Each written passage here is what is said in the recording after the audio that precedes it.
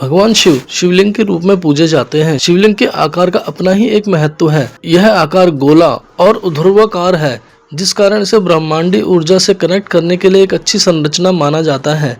लेकिन केदारनाथ मंदिर में ऐसा नहीं है। यहाँ का शिवलिंग त्रिभुजाकार है, जो अपने आप में बेहद अनोखा है।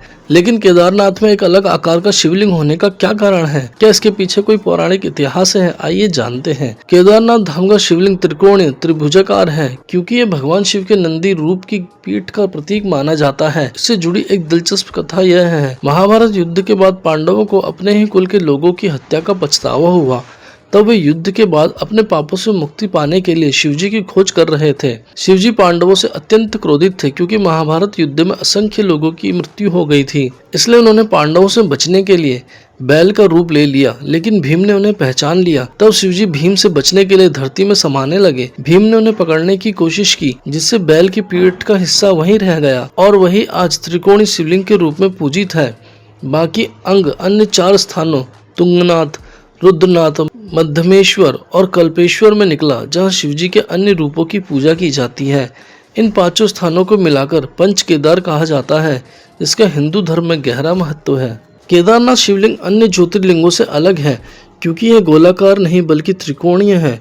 इसकी ऊंचाई और चौड़ाई लगभग 12 फीट बताई गई है। यहाँ शिवलिंग का यह त्रिभुजाकार त्रिदेवों ब्रह्मा विष्णु महेश और त्रिगुणों सत्व रजस तमस का प्रतीक माना गया है। यह दर्शाता है कि शिव सभी शक्तियों का संतुलन है।